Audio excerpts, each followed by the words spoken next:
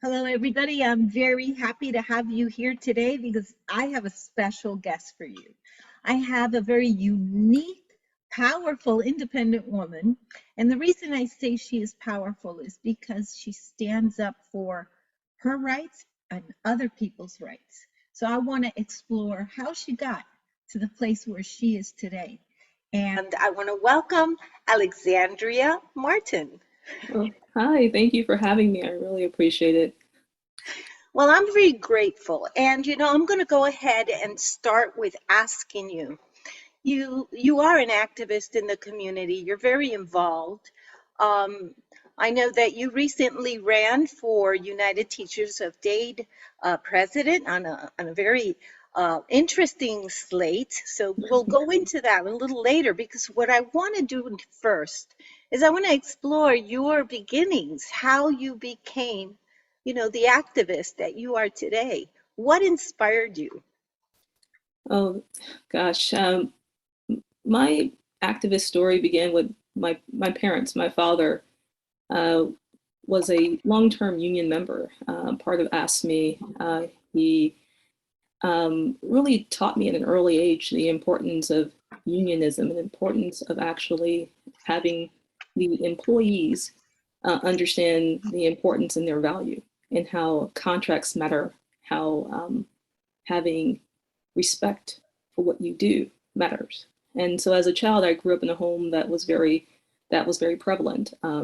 He was a union shop steward.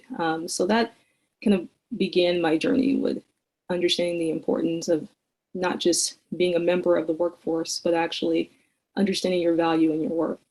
And when I became an educator 17 years ago, I really began my journey as a union member. That was one of the first things I sought out my union because I understood the importance of it. When I joined the union, I didn't want to be a passive member of it. I wanted to actually, become a part of it, understand it, and see how I could be of service. So I started early on with serving within my union. I became a part of something that we had many years ago, which is called Sparks, where the union would actually kind of ask its members to become more active. We would go on retreats together. We would spend time with union leadership and really understand what it meant to become not just a member of the union, but become an active participant of it.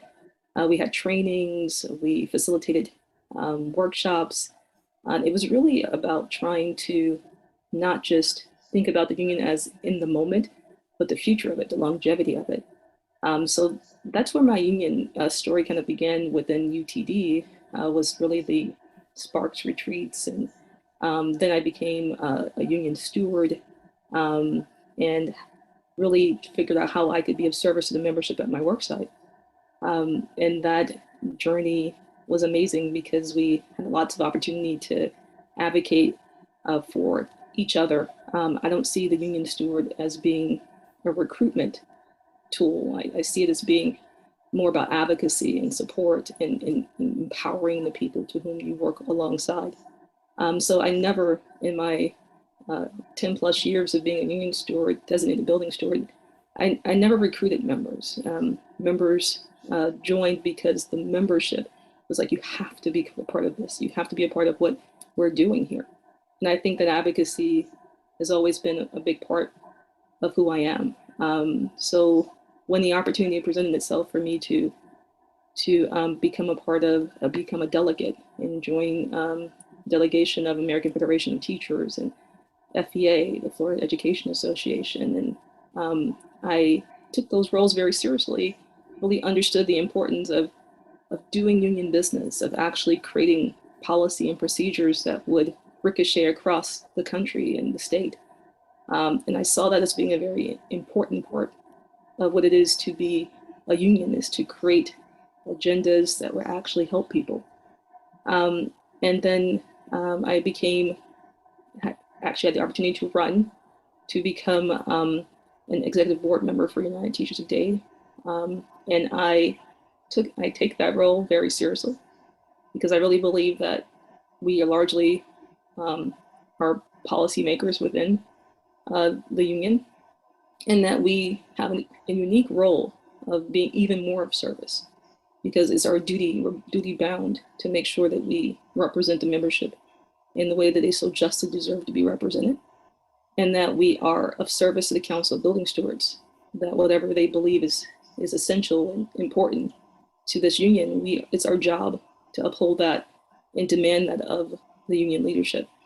So that role was really super important to me, as really revealing to me as an advocate, and it was really the catalyst for me running for president of United Teachers of Dade.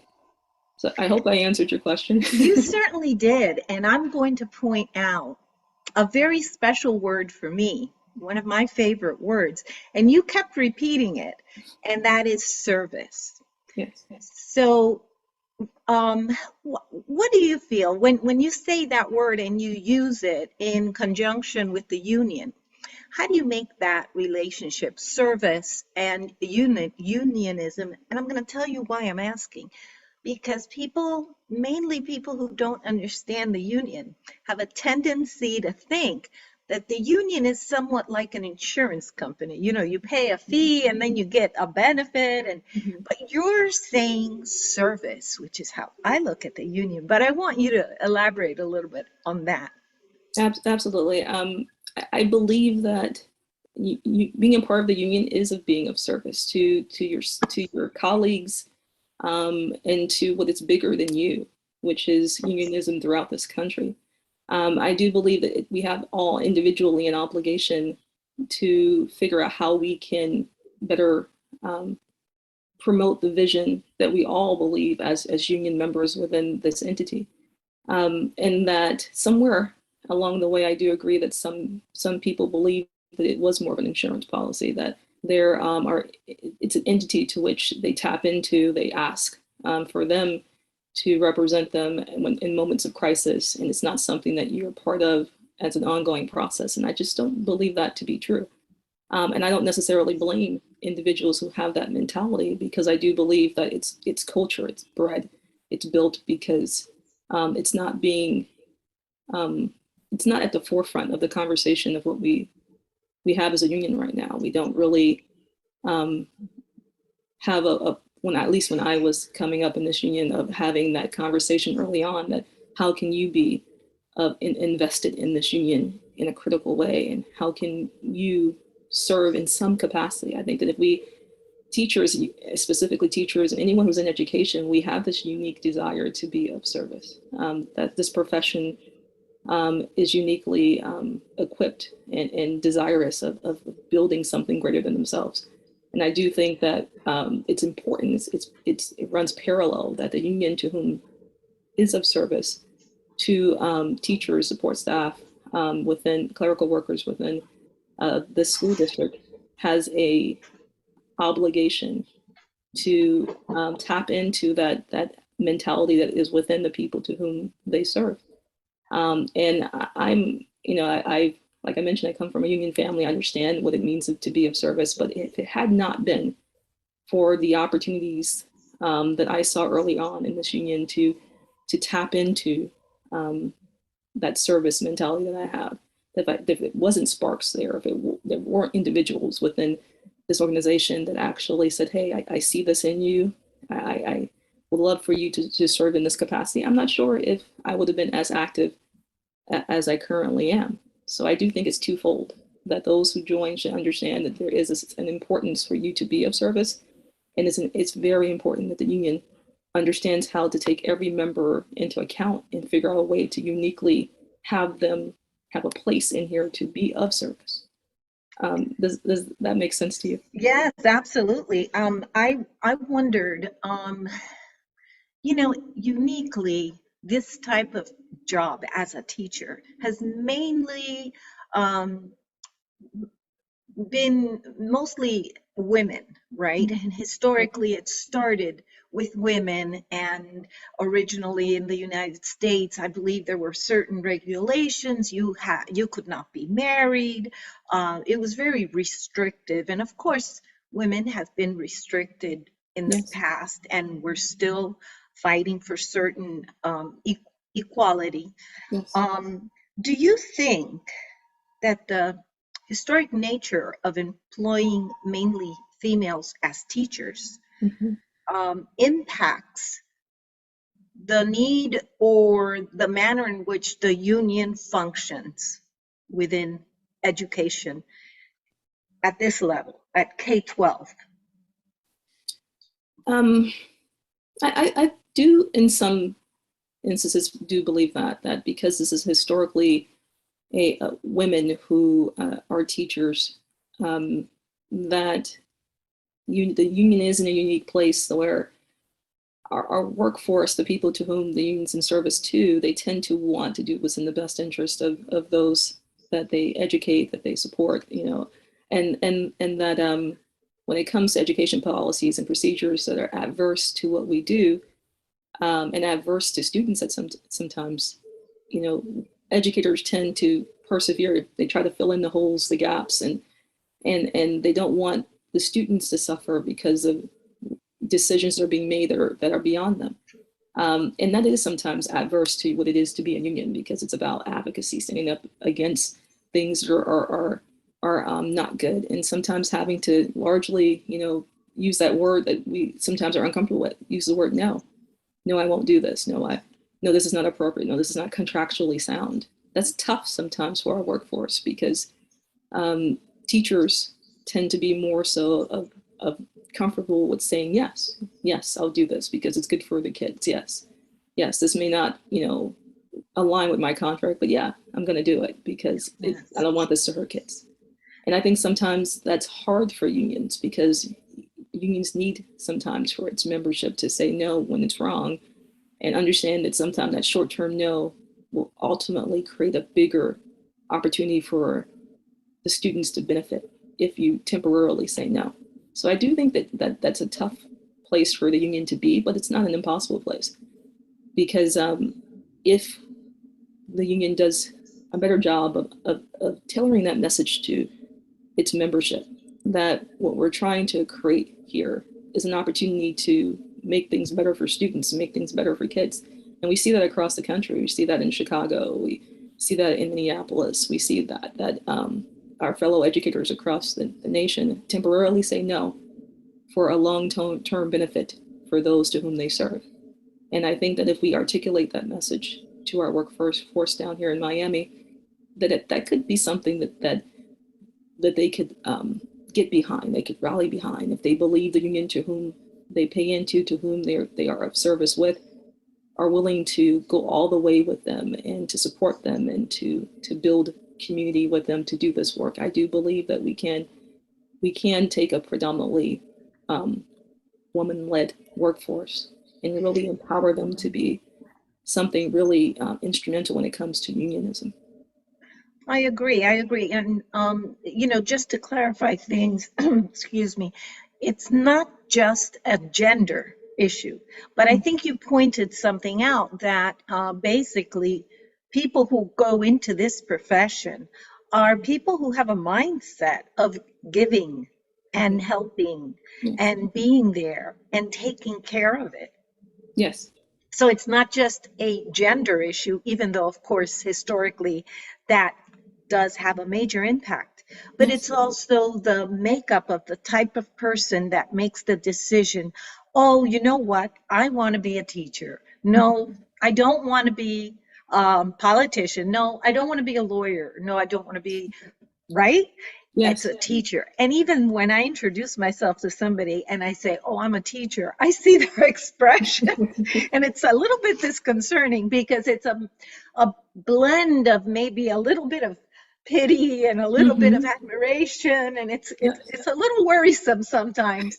But I see that there's a specific type of makeup of personality that goes into teaching. Mm-hmm. So it sometimes can be difficult to assume a assertive, structured, um, perhaps demanding personality that you have to assume in order to negotiate in a manner that is going to be beneficial, primarily, yes, to teachers, but because it's beneficial to teachers, then it is also beneficial to the students, the parents, and the community at Yes, large. absolutely. So, Absolutely. yeah. So, one of the things I wanted to ask you was, seeing that there is like an understanding of what the union is in a philosophical way. And perhaps do you feel, because I do feel that this understanding is not focused on sufficiently, in my opinion. The union needs to not be embarrassed or have room to share the ideology. And we're not talking about politics. We're talking about the ideology of being together, of working as a community, of helping each other, of saying, I am going to extend my hand and help you because you are my brother and my sister within the union. I think that even though we do have, in most unions, we do have a lot of leadership training, and we do have a lot of politically important training that would teach you how to reach out to politicians and lobby for certain Mhm. goals. But I think that we lack, even in our education system, um, a communication of what ideals are behind unionism. Yes, I agree. I think we do struggle with that. And that there's always been this mentality that unions are adversarial to the employer, and that this relationship it is on two sides, and historically, honestly, it has had to be because of how things are structurally have been.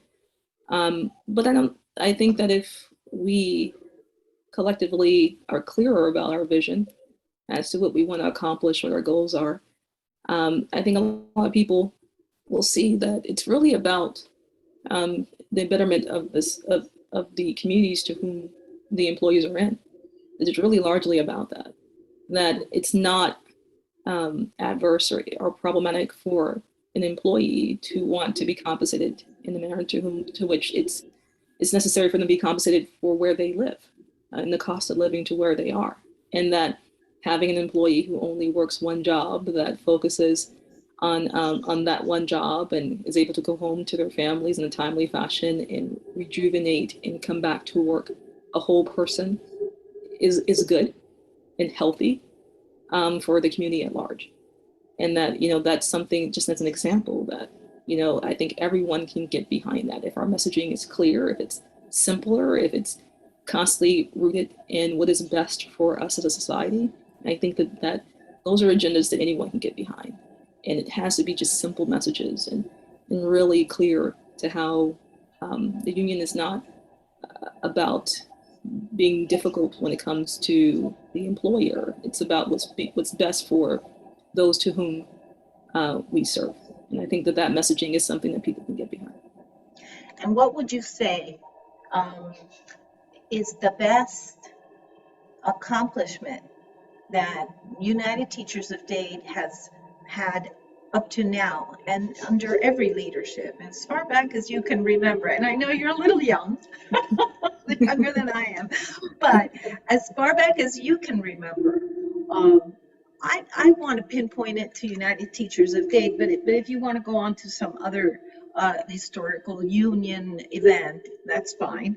But I want to hear what you think has been the one most significant accomplishment that United Teachers of Dade has had up to now for teachers.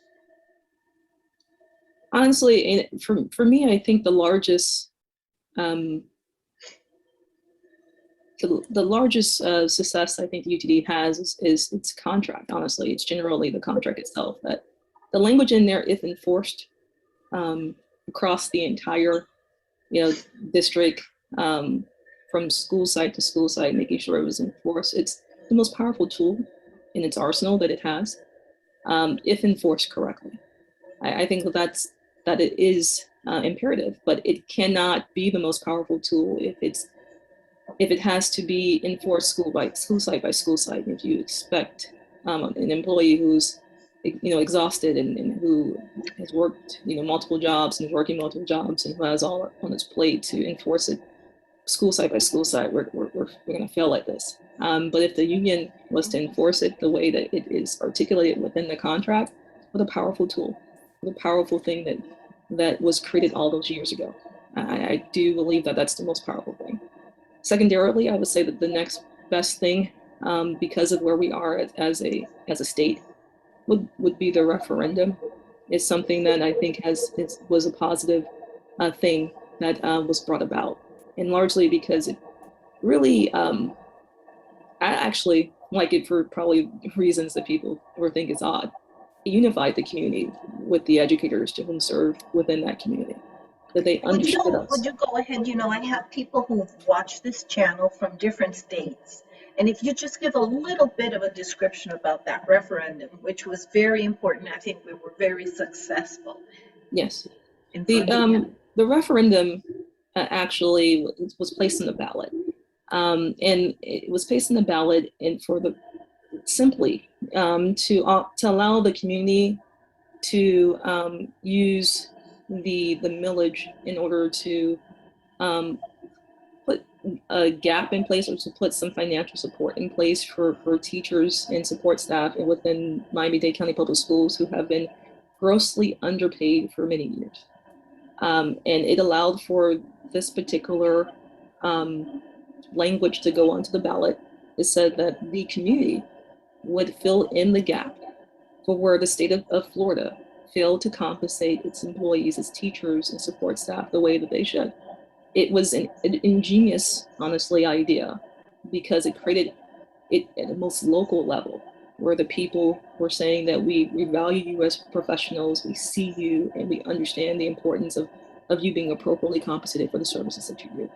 And that allowed for us to as educators, get into the community in ways that we haven't had the opportunity to do, because we were allowed to talk to community members, and we had these conversations with our neighbors and with our local leaders, and we've had these conversations about why teaching is valuable, how it's an asset, and how it's been severely underfunded for many, many, many years within the state of Florida. And I just think that it being voted into place, although the monetary portion of it is so essential, it was such a vote of confidence for the profession in itself, that teachers and support staff, workers, felt seen by those in that community in ways that they have not maybe historically have been able to feel that way in the past. It was almost a vote of confidence, and I really think that was something that fed into teachers. It definitely was a way of breathing life into a profession that was in a weird place prior to that. We felt gratitude. Yes. I mean, this is the entire community saying, you know what, I'm going to dig deeper to be able to give you what you want. Yes. I mean, to win something like that is remarkable. It is a vote of confidence. Yes. And it is a show of solidarity. Yes. And it is something that teachers are very grateful for, because we don't get enough of it. Yes, absolutely. Absolutely. We don't get enough of it. Everyone joined in. I mean, teachers who historically may have not been as active in the union, they went out onto the streets and went to their neighbors and talked to community members and went to events and accessed, people in ways they haven't historically done, in order to have these conversations. And I really think it was a great moment for UTD. That people felt seen by their community, and they also felt that their union was really hearing what they've been saying all these years. Get creative. Don't stop telling me that Tallahassee is not compensating us the way we should be compensated. Absolutely true. But how can we get creative? And it was a creative way. It was a good win.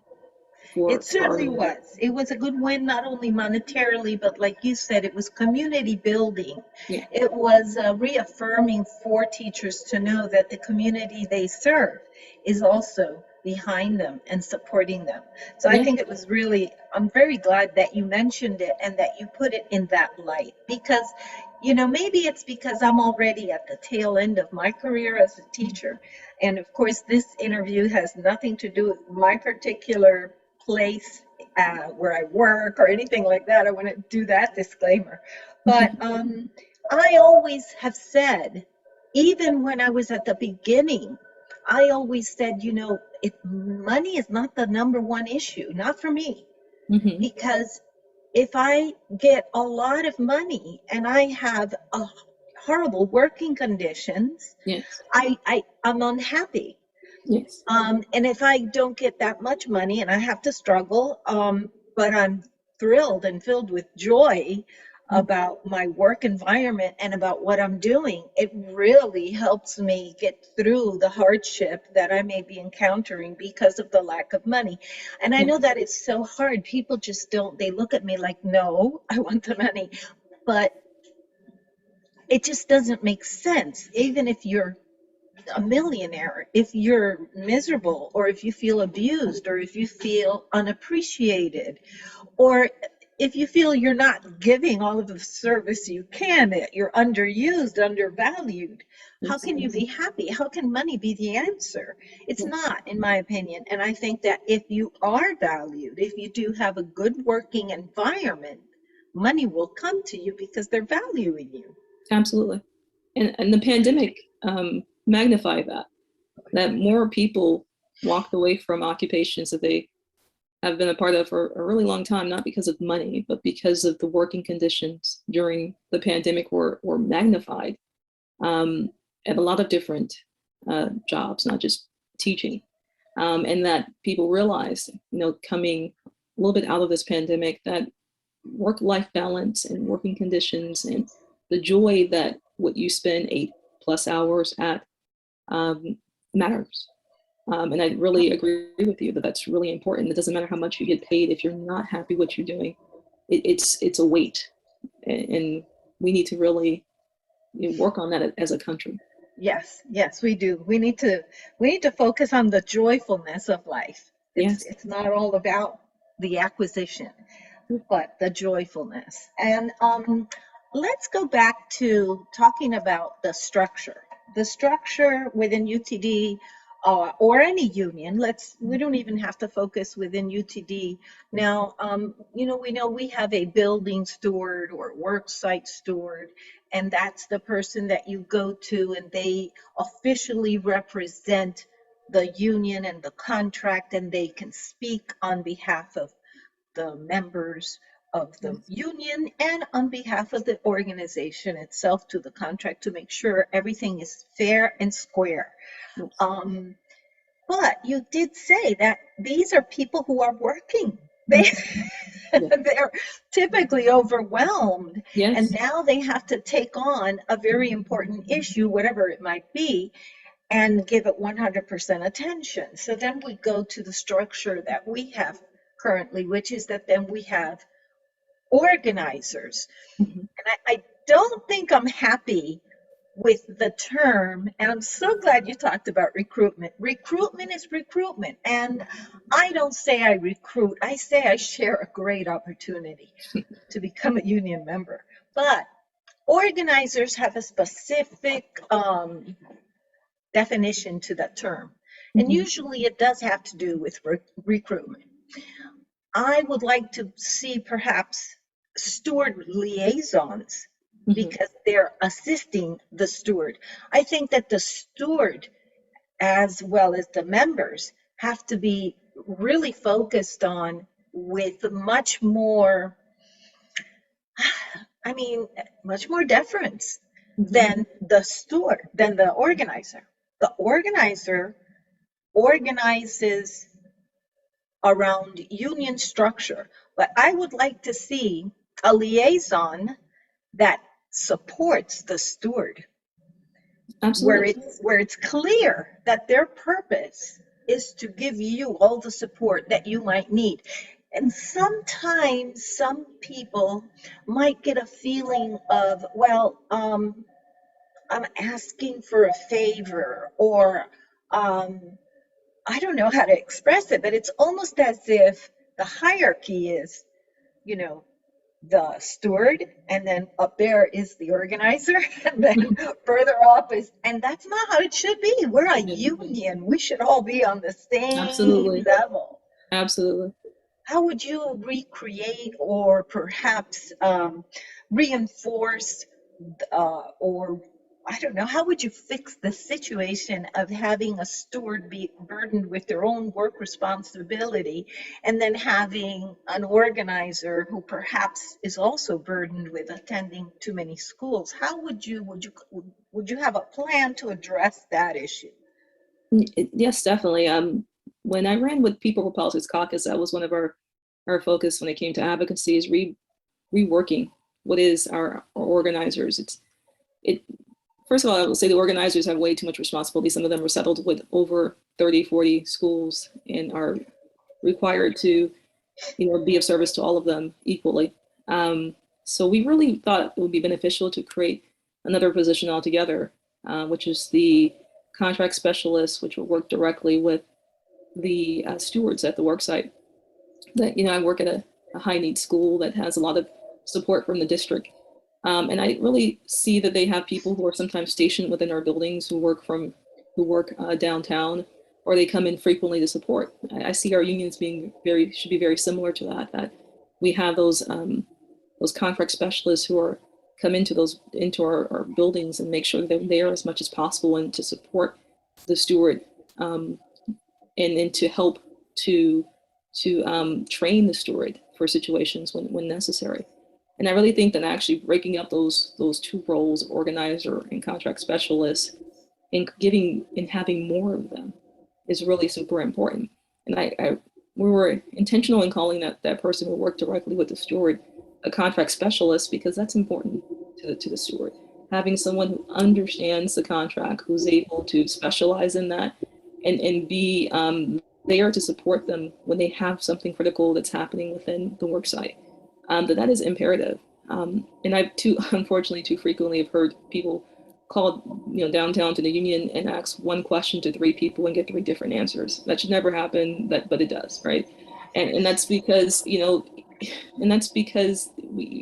have to have people who specialize in something and able to answer and support. And I do think that the steward institutes and retreats are really a nice beginning point to support stewards, but it can't be the end all be all. That those happen very rarely within the school year. We have some coming up, and it's just not enough to really be an effective steward.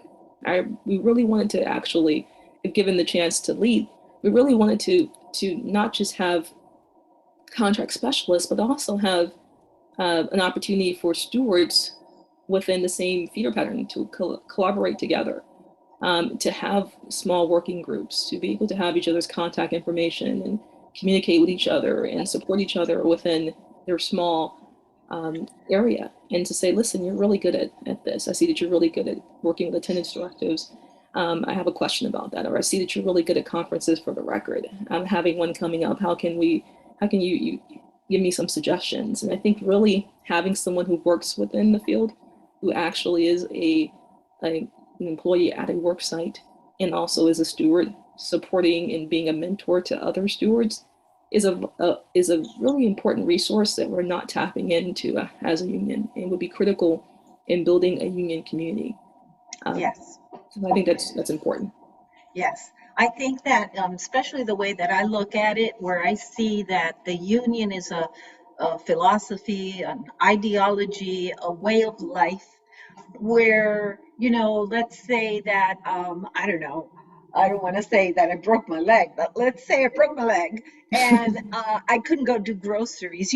I should be able to say, hey, Miss Martin, do you mind going to do the groceries for me? I don't have any groceries to do, but oh yeah, sure. Even if you didn't like me as a person, but I'm your sister. Do you know what I mean? It's Yes. like if you're driving and then your car breaks down and somebody stops you and they want to help you and they know you're a union member. Oh wait, no, you got it. This is all taken care of. Yes. That type of community building within the union, because I always say, and I think I've said this to you before, but I always say, we're brothers and sisters. Why don't I know your name? It's Absolutely. like, I don't Absolutely. understand. We talk, activists constantly talk about the importance of community building. Hmm. So when we go out to the community for whatever issue we're addressing, we know that it is important to put everybody in contact with everybody and to build those threads around everybody so Yes. that they're all in communication. Community building is the success of any venture. And I have found that teaching as a job can be a little isolating. Yes. We're different from people who are in an office, we're in a classroom. We are a bit isolated as the job itself develops. We shouldn't be isolated within our union. That should be our reprieve, the place to go for community. Yes. No, And absolutely. now I'm glad that you brought that up because it's so important, especially with the time that we were all during COVID, that we were all locked up in our house. Yes. I know that the union did assist and they provided food, they provided um, emergency funds, they were helping, but community building, It's critical. we need more than, I keep saying, it's not just the money. It's Yes. not just the material things. We Mhm. need, the famous SEL that they want us to be aware of. But we Yes. need it too as a community. We need to feel that we're a part of something, you said, a part of something bigger. And we can't be isolated. We've got to reach out. Yes.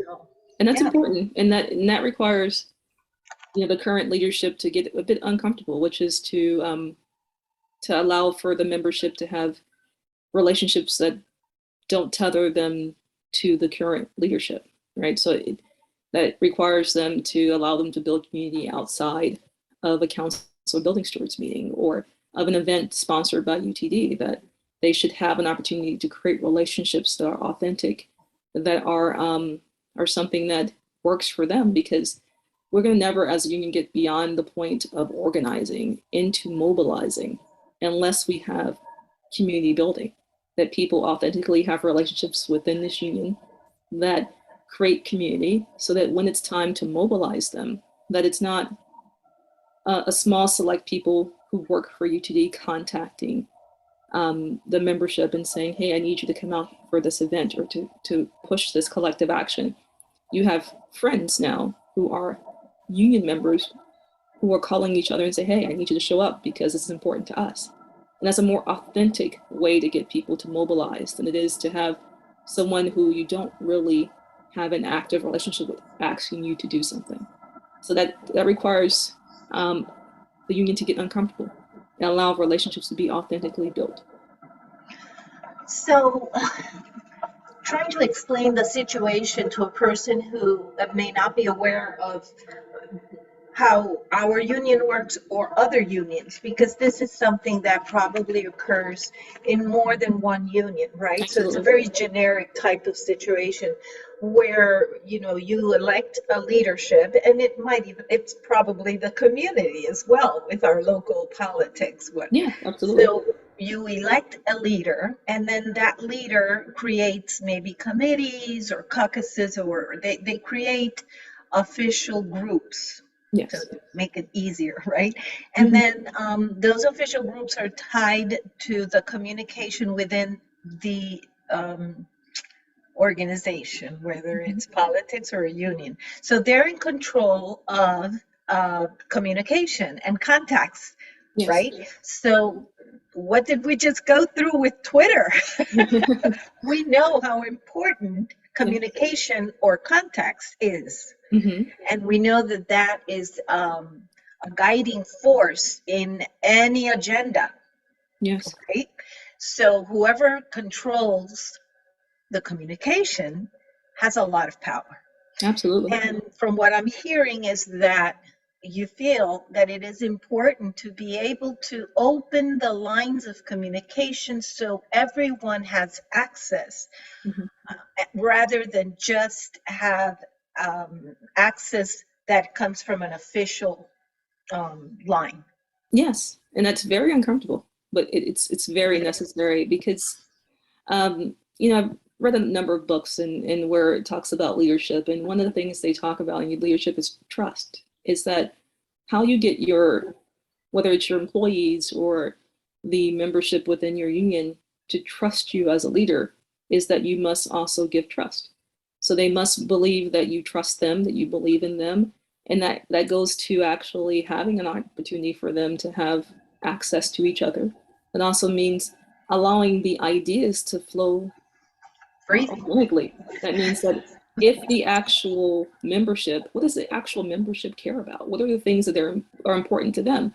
And that should be what leads you to your survey, right? You shouldn't build your survey in a silo without ever actually tapping in first into the membership and saying, hey, what do you guys care about? What's important to you? And that gets uncomfortable because, that really creates an opportunity where what the membership actually cares about may not be what you think they should care about. But that has to be okay, because that's how you get buy-in. That's how you get people to show up to things. And that's how you get them to advocate for things, is because you are tapping into what is important to them, even if it may not be what you think should be important to them. And that's tough because when you're a leader, you think to be a leader, it means that you have to direct and guide and tell people where they should go. But really, authentic leadership means being willing to listen more and to hear what is important to others, and then taking their lead. It's actually relinquishing power as makes you more powerful. It's a weird thing, but it's true. One thing that has to be addressed, though, because I've seen it happen, is that we do have some, I don't know how to say this, but union busting from within does happen. Yeah. So when you have access to communication, you also have to have the awareness that union busting can occur. And in order for members to be aware of union busting strategies, they have to be strong members. Yes. So we go back, it's kind of like a loop. You've got to instill through education what unionism really means. Mm-hmm. So that when somebody who is representing a non-union standing or position, you can immediately recognize it and say, wait a second, we don't do this. This is not how unions function. This is not based on our philosophy. And if I were to say, okay, I'm going to look up what the philosophy is behind United Teachers of Dade, I'd be hard pressed. No, and it's not. This is not related to any particular leadership. I'm talking way back to probably its inception. We have never really focused on our foundation, which is the ideology. What is truly a union? All that touchy-feely stuff has to be your foundation. Yes, you're absolutely right. And you touched on something. You kept using the word "our." And that's because you authentically believe that it's not, UTD isn't something separate from you. It's something intrinsically a part of who you are. That is something that's because you probably gathered that along the way, along with great experiences with the union along the road. There are so many people out there, when they reference United Teachers of Dade, it's something outside of them. What is UTD doing? As if separate from them. And that's because they don't have a sense of community. They don't believe that they're a part of it. And they're actually more susceptible to union busting because of it, because they don't know the philosophy of the union. They don't believe that they contribute to the philosophy of the union. They don't believe that their voice is being represented.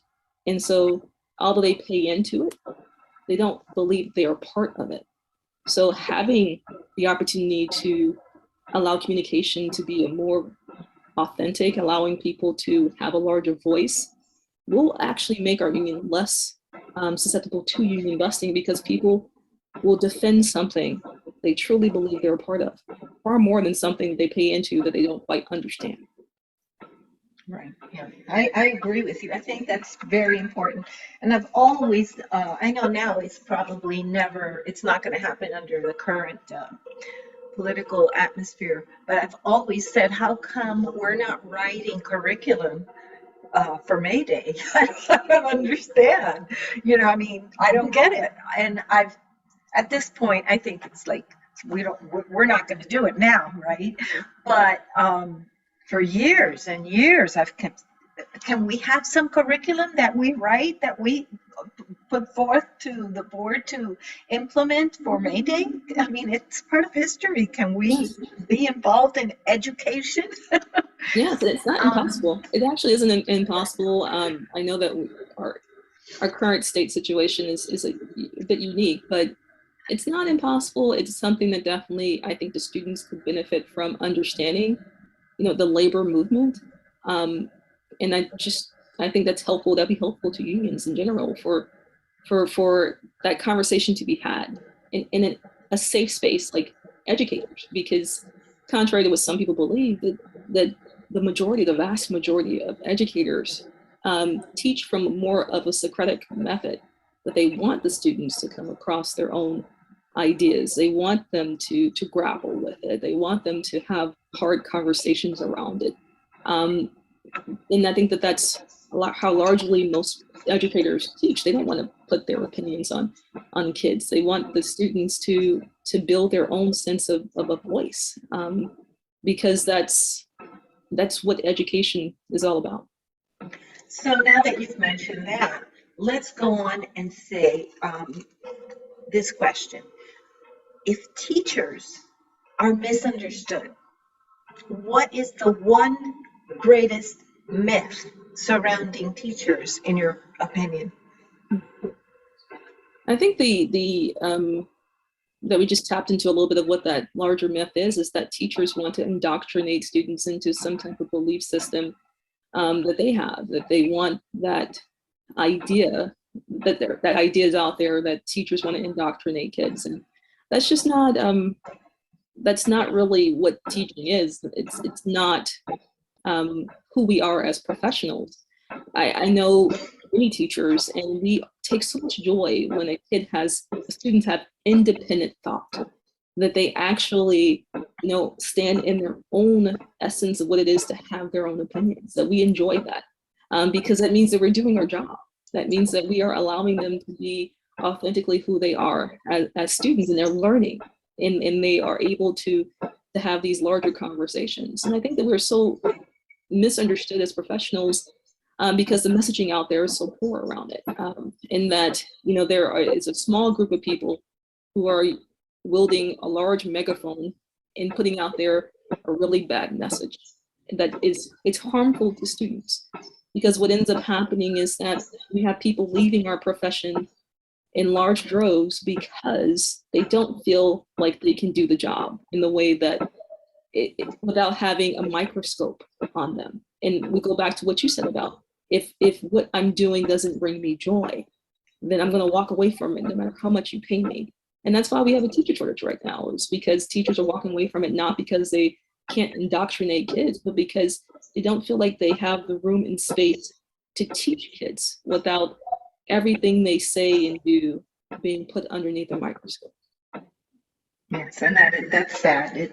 Teaching has changed. I remember when I started, we actually, we created our own lessons. We Yeah. really created them from scratch. I remember I used to have like little kits. This is the lesson on um, the life cycle of a frog or whatever. And the whole lesson would be in the little box, and then another kit. And I'd be creating them. I was creating these lessons in order to teach whatever concept I had to teach. And then little by little, those lessons were no longer needed because they were giving us lessons, and then they were giving us a script, and then they were giving us like this day do this day do this day. There's really, I don't know. I don't see how anybody can take any time to indoctrinate, because it's almost written out for you. You've got to cover this. You've got to say this. You've got to. So I don't know. I think that somebody mentioned people who are accusing teachers, and it's an accusation. I can't use a slighter word. It is what it is. So, I mean, they should go into the classroom and actually, take over and see, you know, first look at what I'm doing and then you come try and then talk to me about it.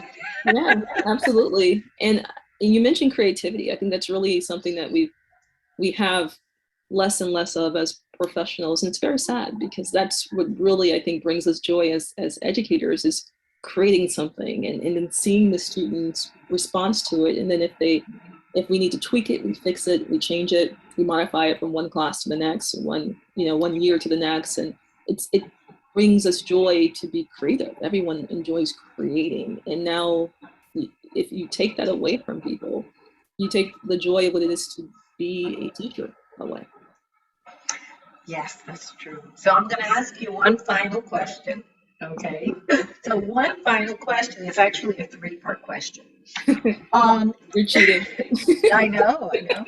But I want you to tell me three things that you would change within the structure of the union that would impact education directly. So I know you mentioned a little bit about having more people on site, not just the organizer, and having a contract, what did you call them, specialist.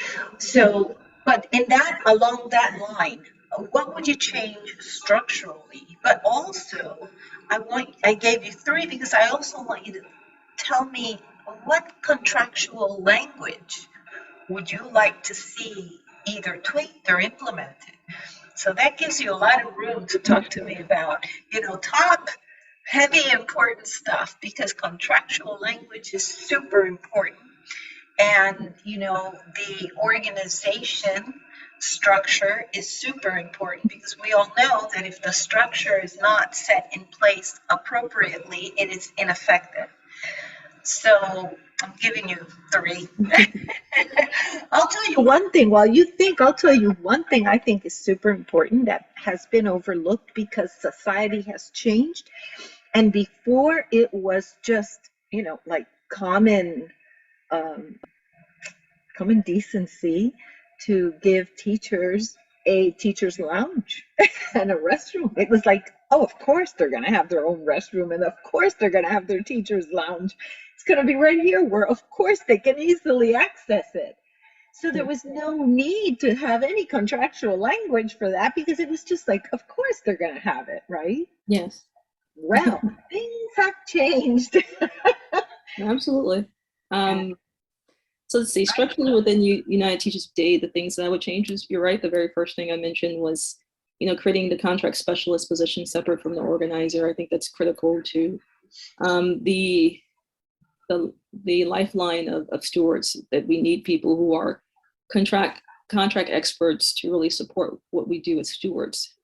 Separately from that, I would also change how we run communications, the communications department within UTD. I think it's vital that the communications department is largely expanded, that we create opportunities for the communications department to do more with their social media, to do more with the website, to expand how we communicate on our platforms, but also how we create, community within our union. I think the communications department should be advising leadership more effectively on how to create community within UTD. And I think that requires, maybe a bit of expanding how we hire within UTD when it comes to communications. I think it's critical that every word that's put out there from leadership, that's put out there from those who work within UTD should go through communications, and that it should stay on brand with what is authentically the messaging behind UTD. And they get in a lot of trouble when they have too many people running their sites and too many people putting things out there. It creates a mess. So I think that they should invest more in communications, and that's something I would definitely do if I were in a leadership position there. Something else, the third thing that I would change within UTD would definitely be the largest part of it, which is the UTD leadership position, those 3 head positions there. I really think that needs to be something that is more approachable, more human. I don't know how to explain it, but I personally would think that they need to spend 90% of their day in buildings, working. And I don't mean giving out books to kids, and I don't mean food trucks. I mean being in buildings, seeing what the professionals to whom they are of service to need, and just really authentically being present so that they can truly guide those to whom are at UTD with what they need to be doing, how they need to be servicing membership, what is necessary within these buildings, and how we can better fix some of the problems without having to wait for someone to say this is a problem, right? And that's like what we see sometimes with it's reactionary, that we're reacting to something that it's now out of control, as opposed to seeing it at its most primal state, the very beginning stages of it, and being able to squash it and fix it before it becomes this huge out of control mess. So, I mean, those are the 3 things that I think are that I would shift.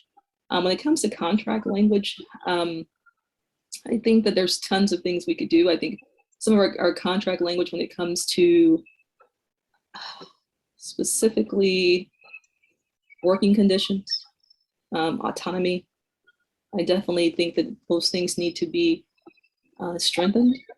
The language needs to be strengthened there, and enforced above all else. And I do believe those 2 things are really super important, especially in where we are right now as a state. And I think that we really need to hone in on those 2 parts of our contract, because those are going to be critical to retaining teachers and retaining membership, and also recruiting. That if our membership, if our bargaining unit sees that their union is steadfast in those 2 areas, I think that we can really, really do some amazing things as educators. If people feel that those parts of the contract are being enforced in ways that are helpful to them, they don't have to call, they don't have to, these are things they know that their union are looking out for. And the last piece of the contract is actually it's almost like an addendum to it. And that is, it comes from the OPS manual. That's the attendance directives. That's actually a part of our contract language because it's attached to it in some way. So during the pandemic, there were people who were getting attendance directives even though we were in the middle of a pandemic. And I spent some time looking at the attendance directive language, and it's one of the few parts of our contract that doesn't go away. If you get an attendance directive, it stays with you forever. There's no end to it. And I do think that we, as a union who have an opportunity to go and to modify and request that the OPS manual was modified, need to first, put an end date to attendance directives. But we also need to make sure that the due process portion of attendance directives are being enforced.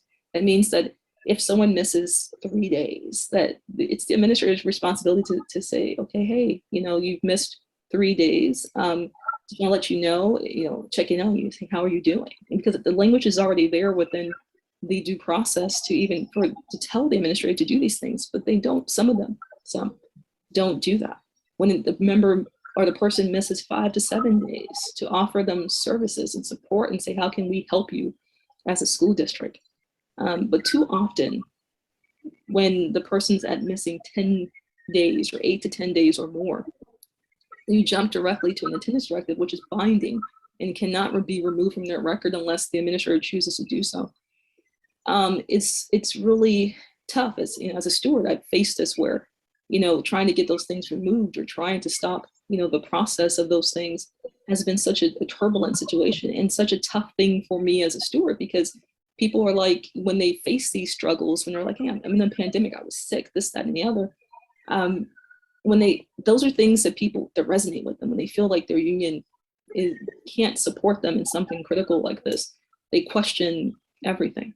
So I think just looking at language and really seeing how we can strengthen it, how we can make those modifications, and how the language we do have, how we can uphold it, is going to be really critical to us as a union, retaining membership, recruiting people, and also, retaining teachers in general. Because that's the part that you're describing that demonstrates strength.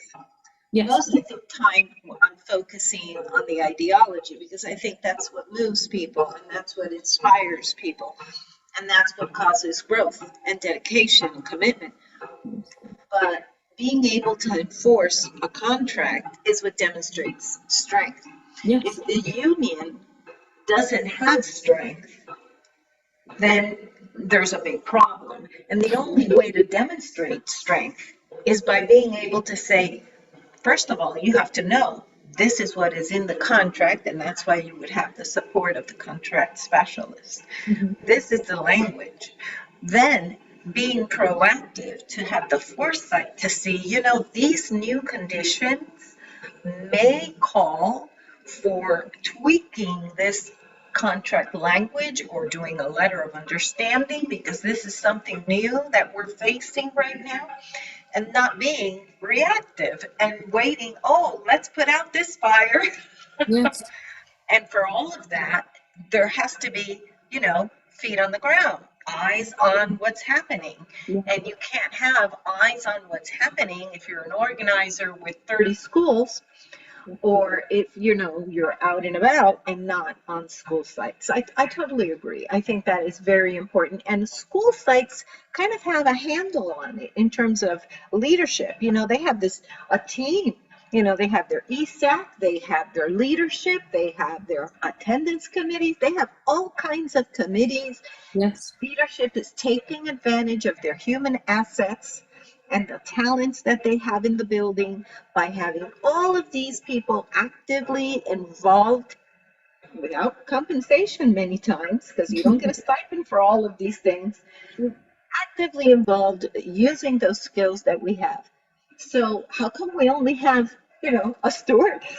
It's like, where are the other people that we have that we can also be using? I'm glad you brought that up.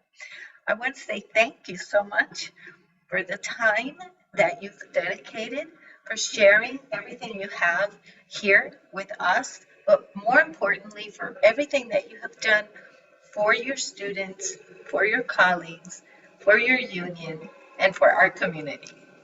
Oh, thank you so much. That means so much to me. I just want to say the same thing back to you. Thank you so much for all that you do.